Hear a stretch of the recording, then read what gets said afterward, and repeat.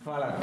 Jaz sem Dragan Barbatovski, sem direktor Britansko-slovensko v Sloveniji in res najlepša hvala Muzeju za arhitekturo in oblikovanje in Centru za kreativnost, da smo uspeli to spraviti v sorazmerno kratkem času in seveda tudi govorcem, ki bodo govorili danes. Sam nekaj zelo kratkih besed bi rad povedal na začetku in sicer mogoče, da postavimo širši kontekst, kje smo in kaj smo. Danes je v Mariboru definitivno dan za kreativnost in kulturo. Dve velike zadeve, v katere smo mi vpleteni, se danes dogajata tukaj. Prva zdaj, ta kreativni pospeševalnik na področju kreativne industrije in druga zadeva zvečer otvoritev Borštnikovega srečanja za predstavo poroka Britanskega, takega zelo družbeno-kritičnega fizičnega teatra z imenom Geko. Tako da za nalašč smo to pravzaprav nekako naredili na isti dan, zato da malo tudi pokažemo konec koncev podporo Mariboru in podporo kreativni industriji. Oboje in teater in to, kar bomo delali danes tukaj in slišali, je pravzaprav podpora kreativni industriji. In zakaj je kreativna industrija pomembna, zakaj je pomembna za nas kot British Council? V Združenem kraljestvu je kreativna industrija res zelo razvita in že pravzaprav zelo natančno izmerjeno tudi kakšen vpliv ima na gospodarsko rast. Po meni samem podatek dal, ki so mi ga moji sodelavci pripravili, sicer, da so kreativne industrije, kot sem rekel, v Združenem kraljestvu že uveljavljena panoga, ki ustvari več kot 100 milijard funtov na leto. Njihova rast pa je dvakrat večja od gospodarske rasti. Včasih, ko se mogoče zdi, da pravzaprav ta naš prispevek je minimalni, da pravzaprav nimamo kot kreativna industrija nekega učinka na gospodarsko rast, na neko blaginjo države, se to v nekem pravem okvirju, v nekim pravimi spodbudami da narediti. In danes je ta prvi korak, da to naredimo. Ko smo nekako razmišljali o temah, ki bi bile tema današnjega pospeševalnika, smo prišli na eno zelo specifično temo in to bomo danes govorili, je ta povezava kreativnosti na eni strani in v bistvu poslovne ideje na drugi strani, ker pravzaprav mora priti do enega in drugega.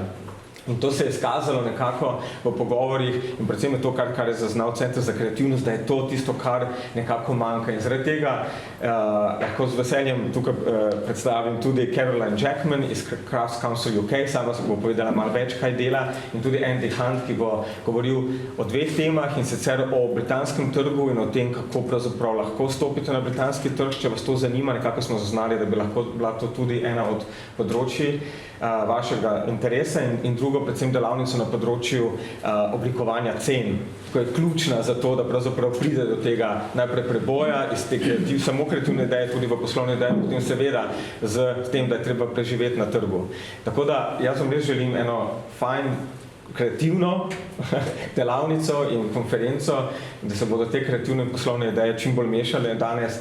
Tako da hvala, da ste prišli in želim veliko uspeha danes, da bo čim bolj uspešno. Hvala lepa.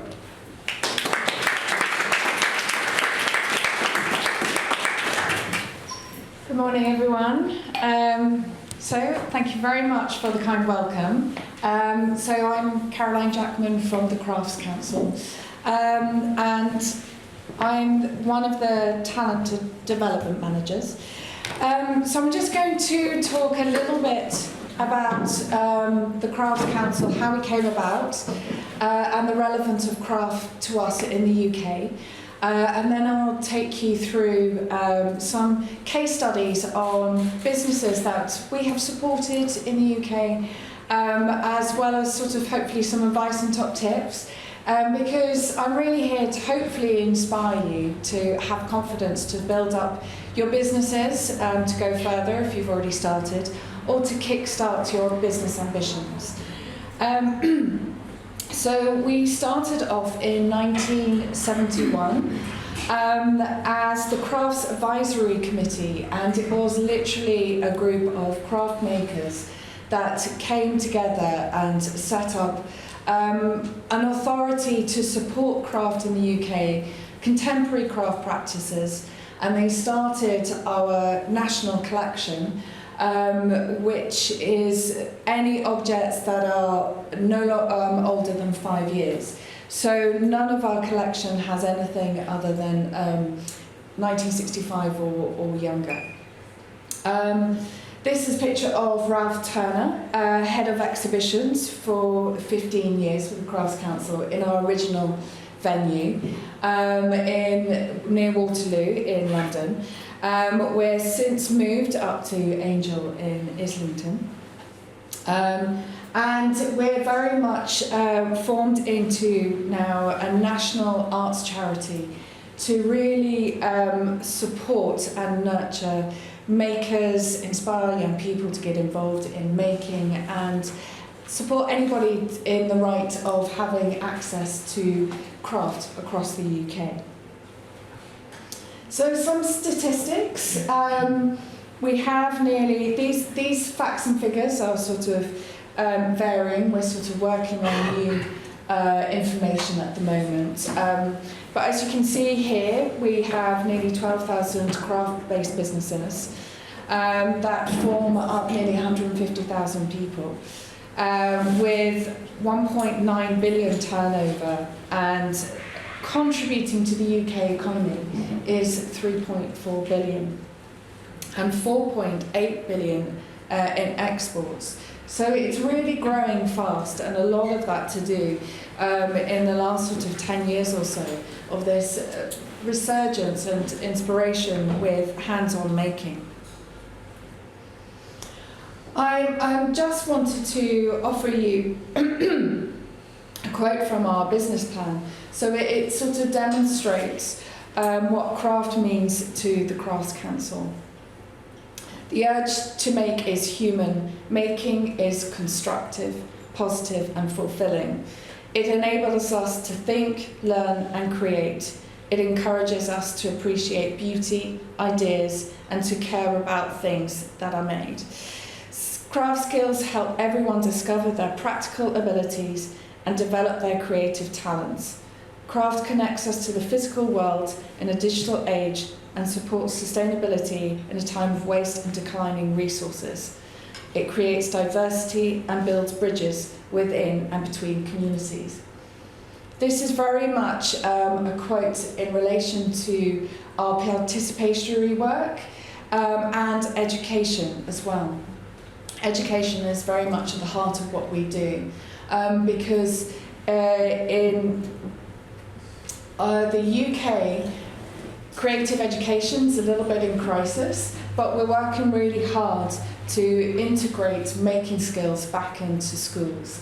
And we're doing this with partnerships by researching into the effects that creativity can have on the more academic subjects, like science in particular, how that sort of hands-on making, building your skills and being able to take risks is very much influencing results in science and technology.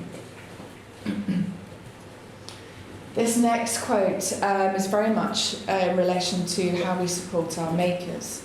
From master goldsmiths to makers who build film sets and props, from small batch production of designer makers to one-off ceramic masterpieces, and from the centuries-old traditions of everyday craft to cutting-edge digital making, craft skills promote well-being and community, open the doors to an incredible range of careers, and inspire the innovations that shape the future. In an ever-changing world, we need craft more than ever. I think this is very much a quote in relation to our arts organisation. There is an organisation called the Heritage Craft Association, which supports those sort of more traditional making skills. But we work in partnership with a broad spectrum of services, and that is key to the success of supporting craft across the UK. So the language of our craft today is really broad, from fine arts to manufacturing to innovation in design. This is an image from the V&A, Victoria and Albert Museum in London, and it's of the exhibition, the Women's Hour Craft Prize. This was a collaboration with BBC Radio 4, and it was to really demonstrate the breadth and diversity of making skills and innovation in craft to the UK. And through a series of programmes and interviews and exhibitions touring across the country, we were able to inspire the sort of broad audiences that don't necessarily get involved with craft, and that really sort of helps, I think, generate support to what the possibilities of craft can be. So our particular role is to inspire participation, giving people the right to making, ignite young people's ambitions to learn, to create, to advance their skills and hands-on making, to empower makers to have sustainable businesses, and also to build new audiences. How do we do this? We are relatively a small organisation, but we do it through a remit of services from our collections that I mentioned earlier, through national touring exhibitions, through market development, really understanding and nurturing collections in craft. I should say I'm quite happy to share this presentation so anybody can have a copy of this. Research and policy is really fundamental to the work that we do, so we work with a lot of PhD students to really find out what it means to understand the markets for craft, understand the value of our exporting, as well as the input and I suppose the policies behind the choices in education and creativity in education. We have resources like our magazine, Crafts magazine, and online. I did bring some copies so you can have a look later. And talent development, obviously, to support and nurture new makers. Innovation, to have those conversations across the board about digital design and technology, as well as learning, very integral to our organisation. But we recognise talent is everywhere. I really, really love this slide. I think it makes a very clear statement. And to recognise this, we have to support this. So through business incubation, we have various services that we can support makers in any which way possible at the time that they need it most. Through conferences, through one-to-one advice sessions, through workshops that are open access, people select whether they choose to come to them. Online resources, which are free to download, and that could be anything from case studies of how to raise money, to understanding your intellectual property rights, to how to export, really, really broad. We have regular webinars, and that can be advice on pricing or how to work with galleries. And we also want to demonstrate that networking is very much a part of your business plan. Because it's who you connect with, who you get to know, is this, builds up the strength of a business and support mechanism for a business. As well as promotion, we have an online directory of makers, and we support them through giving them first-hand connections to exclusive opportunities with lots of our national organisations like the National Trust. And we also have long-term business development programs.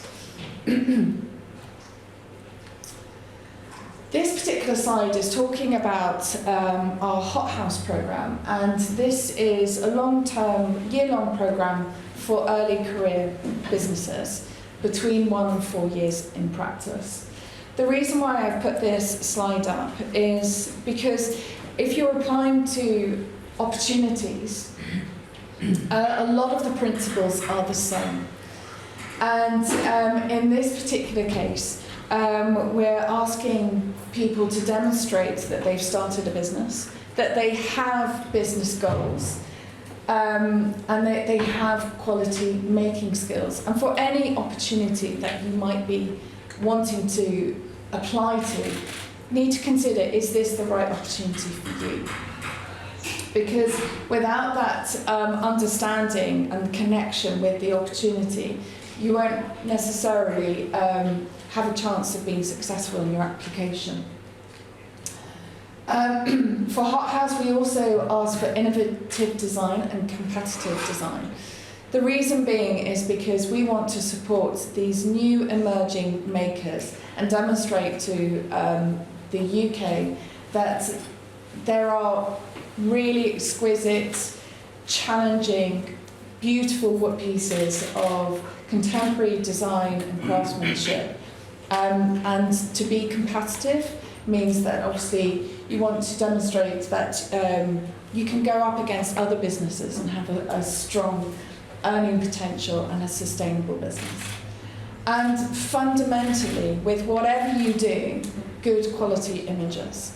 And I've been supporting makers for 20 years, and I'm still finding poor quality images being submitted for competitions, for galleries, for opportunities such as this. So I would urge anybody, if you're going to take something away from today, good quality images would be one of them. So I just want to talk a little bit about what our Hot House programme does. And the reason why it works, and if you can find a programme like this or lobby to encourage a programme like this. We have an induction. That induction is really important to understand the principles behind the programme, what you can expect from it, what you can gain from it, and really bring people together to understand that they're on a journey. And through that you get peer support. Your peers are what enables you to thrive. It helps you build your confidence when times are tough, but also to share that sort of vital knowledge and expertise.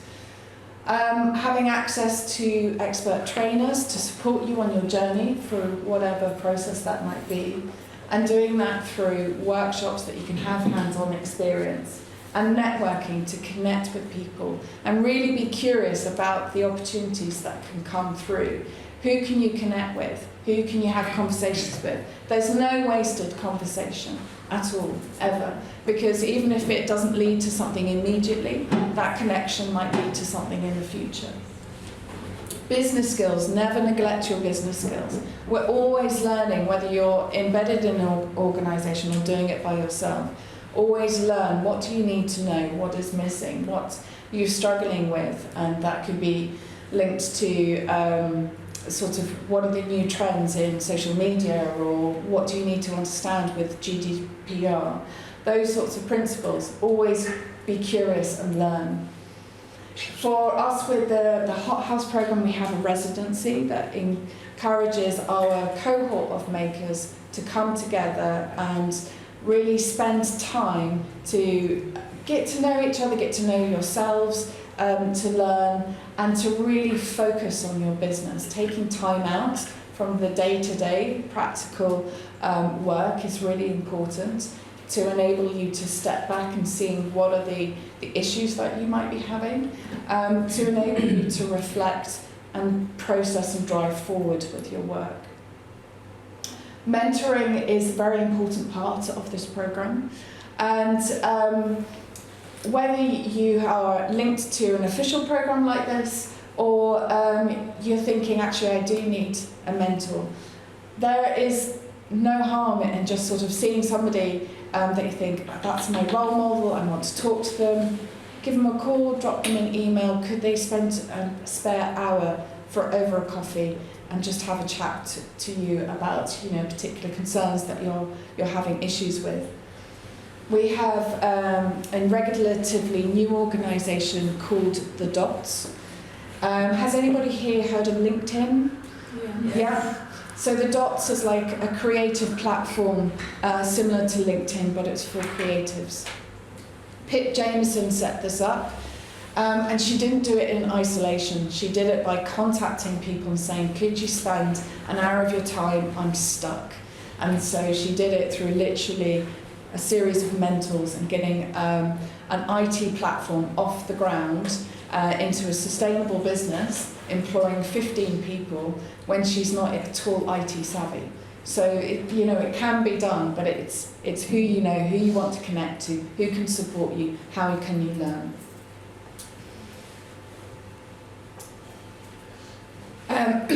This This is an image from our Collect Open. Collect is our international fair for fine art objects. It's been going for 15 years and takes place every February. And this is a particular platform for individual makers to showcase their work on an international stage who don't historically have gallery representation.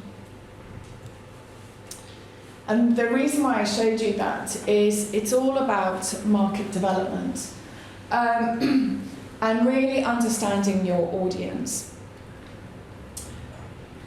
Really sort of researching into what is the right market for your work. This is an image from Maison et Objet in Paris. And it's a massive, massive fair. But whether you're planning to sort of go to a local fair, an international one, or a national one, is it the right market for your work? And when you're sort of, I know that you've got a talk later on today about pricing, really understanding your price point and where that sits within a marketplace. There's no point in aiming a £2,000, or sorry, say €2,000 object at a marketplace that's the average price point is €200. So it's sort of really understanding where that audience is. And the target audience, who is your ideal target, and is that realistic for the work that you're producing? Is it interior designers? Is it individual art lovers? Or is it collectors?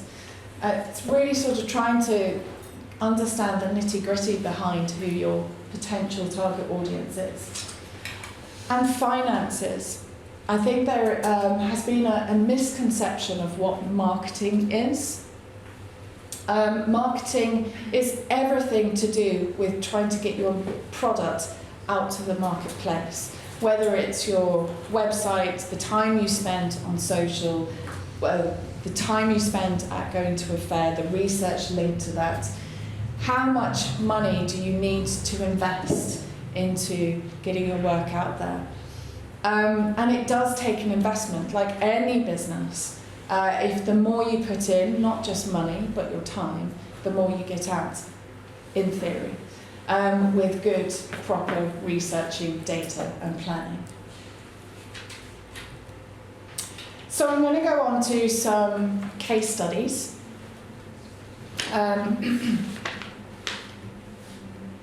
This particular image is of work by Linda Bloomfield.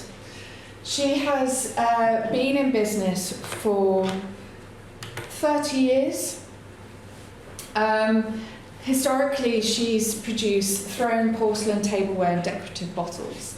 She studied in the USA. She is an expert in glazes. She creates her own glazes and really has that kind of scientific, curious understanding of the chemicals, and she's now become an expert in her own right and writes, I think she's on her 3rd book now about how to create glazes.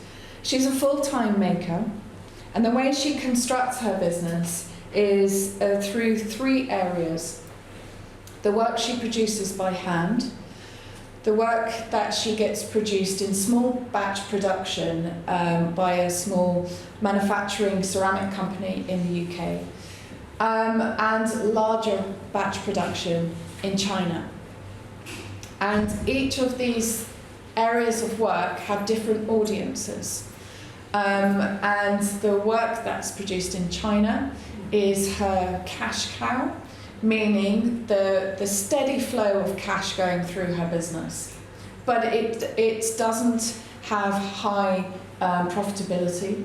So the higher profitability actually comes from the work that she gets produced from the small scale manufacturer. Because she can charge more for it, but actually it's not huge amounts of cost to produce. Whereas the work that she produces by hand is a little bit more ad hoc, and though it has great rewards, it enhances her creativity, enhances her profile. It's not that sort of steady stream of cash. As she sort of highlighted, she works with Liberty and Harrods.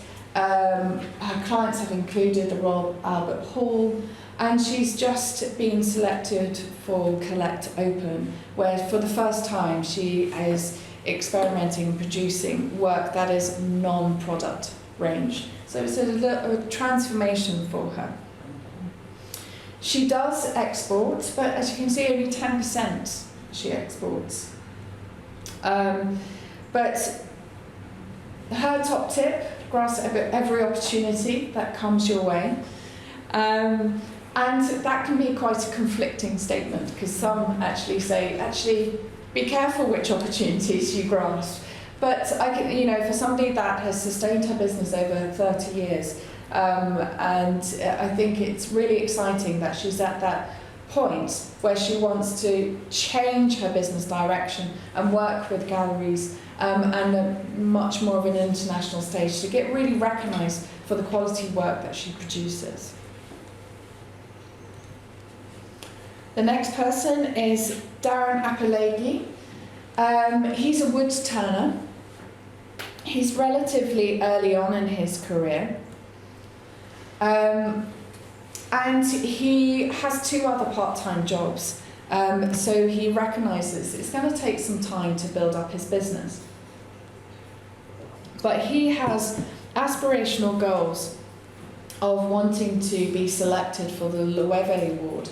And this is very much the pinnacle for craft makers, of being selected for such an accolade award. So he's going to take his time and look for opportunities that are really going to keep him in a specific direction to reach his dream goal.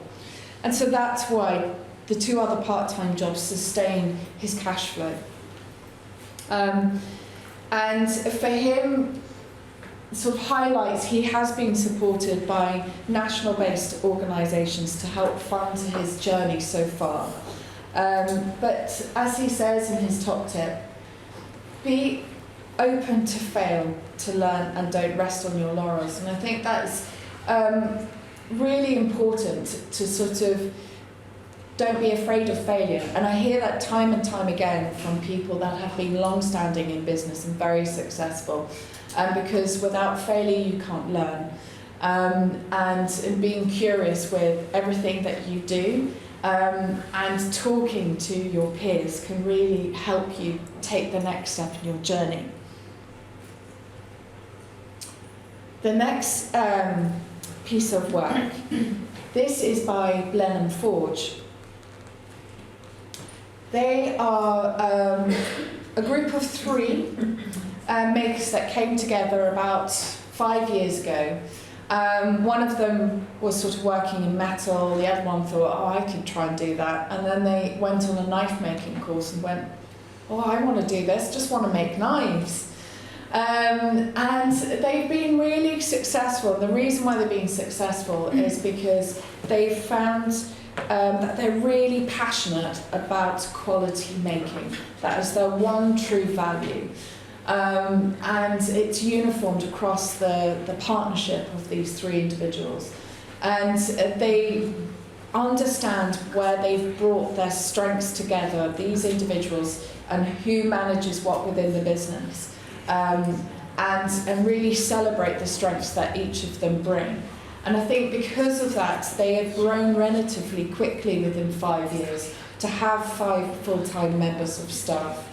And they are really quite ambitious to sort of, though they're saying grow slowly to sort of employ another couple of people, they recognise that sustainability of clients and getting recognised for their brand, and obviously recognised to quite a high level that national institutions like Tate Modern have commissioned them. Gordon Ramsay has brought a collection of their knives. So they're really sort of well respected, and as a result they are getting recognised overseas, and 35% are exported. Even though they produce Japanese knives, they haven't yet visited Japan. They are about to, which is good to know. But they do seek expertise from the traditional Japanese knife makers.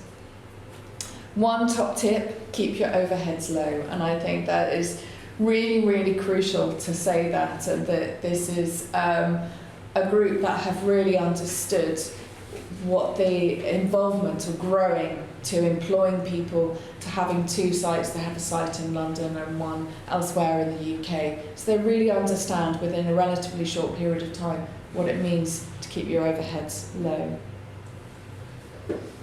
The next person is Charlotte Krieger.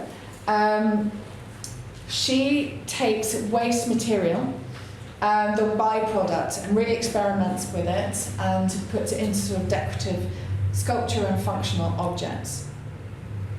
She's sort of now getting to the point where she's working almost full-time on this, but she remains connected with another company because she realises that she's still got a lot to learn. And I think that is something that, if you're not sure about where to go with your business, staying connected can be a great support to be curious, to learn, and to really help you develop slowly.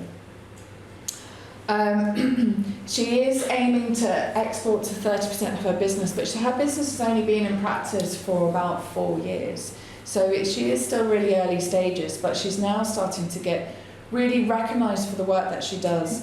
And in 2018 was quite a transformation for her, getting talent spotted. And because of that, a lot of opportunities came really quickly. And for her, it was like, which opportunities do you take when there are so many? And then having to deal with those orders and first-time commissions of supplying objects for a hotel and things like that can be really quite challenging. And she's really had to learn fast. And I think what she would sort of say from this experience is really build slowly and take your time if you can, because you're learning all the time, and try not to be such in a rush, because that's when errors can happen, or your cash flow can dry up. Now on to jewellery. This is Tanya Clark-Hall. She's been in business for 35 years. It's actually made of leather. And as you can see, she sort of spends 90% of her time on her business. And historically, she's exported a lot to the USA, and she really wants to build on this again. But for her, there's quite a challenge of the misconception behind the value of leather-based jewellery.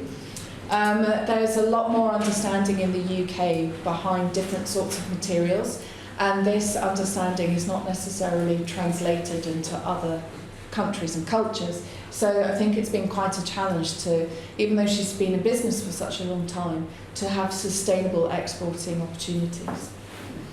For her, obviously, top tip is to look at the bigger picture. And I think that it's really consistent. What is the bigger picture to keep your businesses to grow and to remain strong? And finally, this is Andy King from King & Webham. He's relatively new in business. He came from an engineering background, so he really understands the principles behind design and materials. He is now full-time on his business, and he's just actually taken on a young maker who wants to learn, and he's 19 years old, and together he's training him and getting him excited about projects, and in return this young maker is sort of really helping him with promoting his work. So it's that kind of like exchange of skills there. I think it's really important for furniture makers to really look to opportunities that can elevate your practice. It's quite a challenge to sustain a furniture-based business in the UK because the overheads are so high. You generally work to commission, not to producing products, because the retail markup is so high that you're pricing yourself out of the market all the time. So it's quite a challenge to find that balance in the furniture business.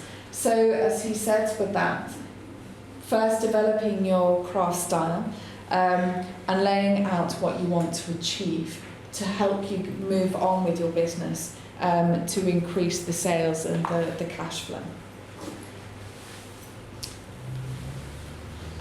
So I looked to the wise words of Sean Sutcliffe. Sean Sutcliffe started a company called Benchmark in the UK nearly 40 years ago. Benchmark is a furniture-based company, employs 40 people. He has 2 outlets and it's really recognised at the highest level within furniture design and making. These sort of basic principles behind starting up your business, really understanding your values, what is really true to you and your ethos behind what you do, and that will help shape your vision going forward. And then through that you can start setting some goals and having a dream goal to maintain focus on where you want to go with your journey. Without all of that, you need to have the data to support everything, the evidence of where your prices should be, your audience, all that research that you need to find and gather to help make the goals become a reality. Having a strong voice to raise your profile, really understanding the provenance behind your work, what I suppose individual statements can you make about yourself, your making, your connections, your partnerships, what brings it all together to really help shout amongst the biggest crowd that is Instagram. And I think what he's sort of saying at the moment, you're early on in your business, so you can be really agile and adapt quickly to different changes and opportunities. He's been in business, as I said, for nearly 40 years and survived 3 recessions and seen a lot of businesses go out of practice. So being agile and adapting quickly and being really open to any challenge and turning that into an opportunity has really enabled him to thrive and survive. And he said, fundamentally, don't ignore your business. Because your business is what keeps everything ticking over. We're naturally creative, so that's reassuring to know that the ideas will keep coming, but don't ignore the business side and catch opportunities as they come through. And from that, he created this sort of dream goal. At the heart, you've got your dream goal. And you measure that against, in this case, I've put it against sort of like creating products. And what are the process goals that can help you reach your dream goal? And marking that out, drawing it out, finding whatever way that you can sort of map it, that you can visualize easily for yourselves to help you reach where you want to go. And even if something takes you to a little sideline, is it going to come back to your dream goal? Always having that focus. And finally, I did mention this at the beginning with audience development. It's so important to understand your audience, and with understanding your own values, your visions and your goals, you can really help shape the information you need to gather to build on your audience development. With the research, the feedback, what can you gain from others, the networking, who you can connect with, the conversations that you can have now to build on new connections for the future, and the opportunities that can come along through different sorts of awards, presentations, anything that can help raise your profile, develop what you're trying to say out to the marketplace. And don't remain stationary, just keep going, even if it's something little, just keep going. And that's it. Any questions at the moment? No? Oh, yeah. Yeah, so the guys who were speaking about the makers. Are they in any way supported from Arts and Council?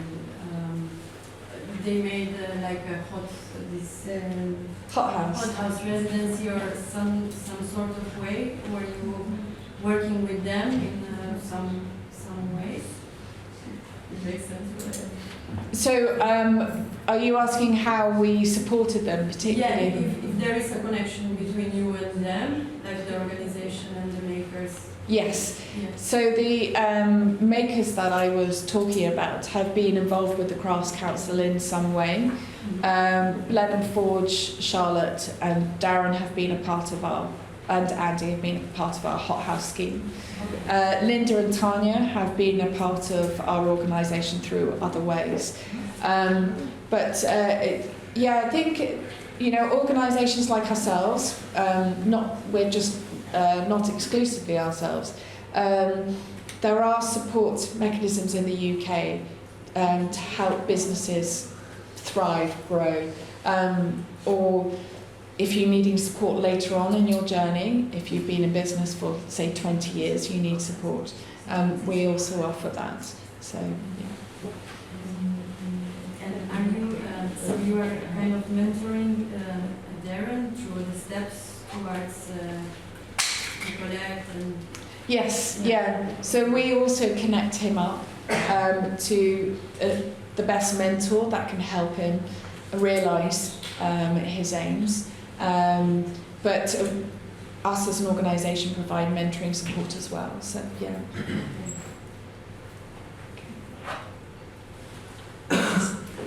Is there maybe any specifics about the British market and how that functions on this level of creative industry or crafts that you can talk about?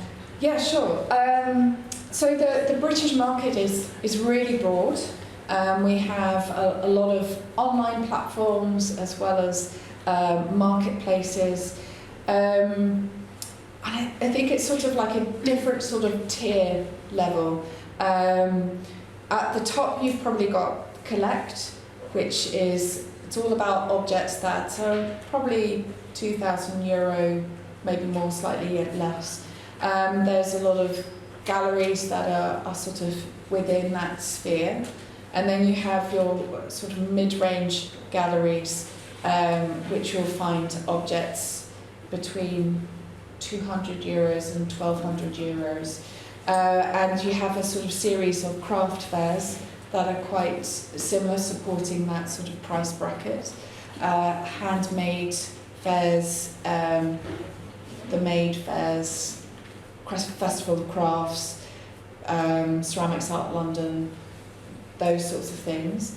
And they could be, fairs can be either material specific, like ceramics based, or they can be a general fair. And they can be trade, or they can be retail, or they can be a mixture of both. Every year there is London Craft Week and London Design Festival, and there's, through both of those weeks, there's about 300 opportunities where galleries, organisations, fairs, all sort of come together and promote craft and design to, I suppose, interior designers, collectors, trade, and I suppose the art lovers, sort of really, really broad, as well as the media. And then you've got the sort of everyday, I suppose, fair or a marketplace, which might be a monthly market, which is sort of more 15 to €100, sort of in price bracket. And I think everything has its place depending on what you're making. And so yeah, I think that the strength of the UK buying market is really strong. There's a really strong gift market as well, but more at the lower price point. The exporting side of things is growing steadily, but I don't know, we're facing sort of, people have been a bit sceptical about exporting at the moment due to certain things happening in that country. I won't mention. But I think with us, because we produce collect, we were a little concerned about how would this affect international galleries exhibiting in London, and I think everyone has been really honest that we'll just deal with it when the issue comes. We don't want the market to stay still, and I think that has been the response from the creative sector. Just keep pushing so that you don't suffer, because it is challenging at the moment. There is no denying it, but there is a lot of love for craft, which is great. We have a lot of TV shows as well, and I think it brings making into homes and the value of making. There is still a challenge though for people to see it as a valued career choice. So that's sort of why we're constantly supporting the sector. Do you support the craftsmakers also in the export activities?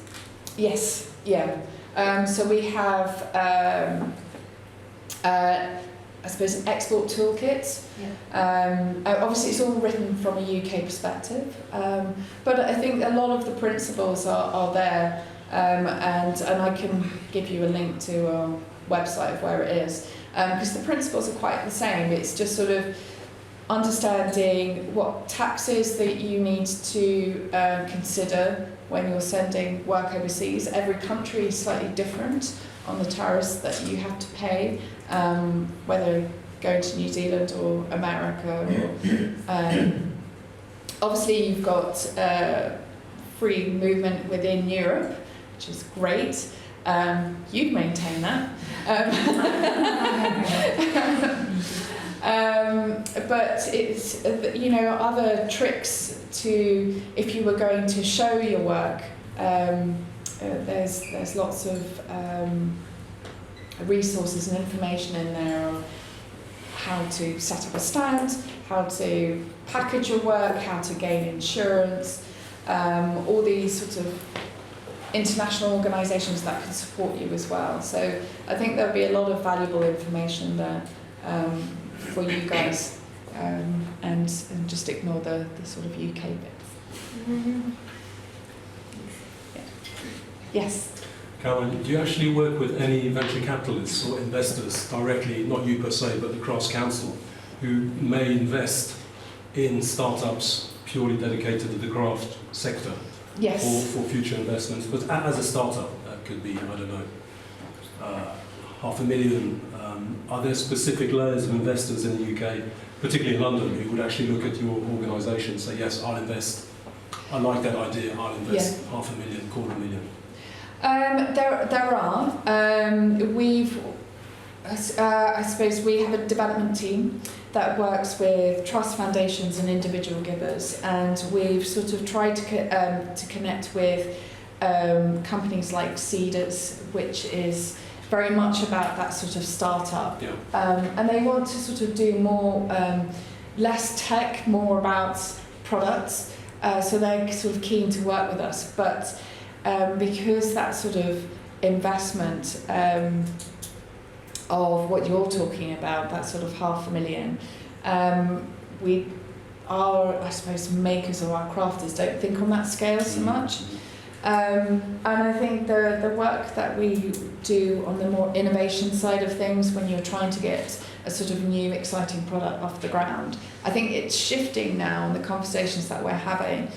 So there is scope to get investment more into that side of things. But it's early stages. Yeah. Thanks.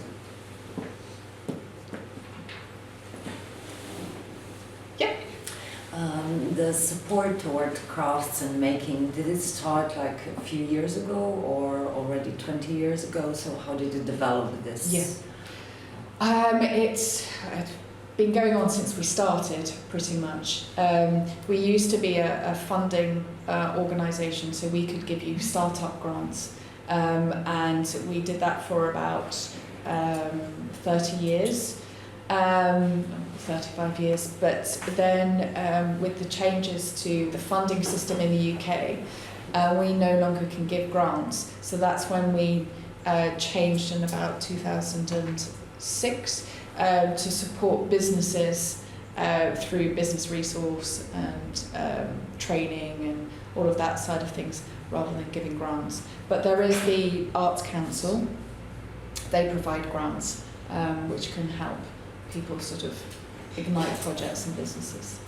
And there's Business Chamber of Commerce as well. There's lots of sort of regional areas where people can find access to funding.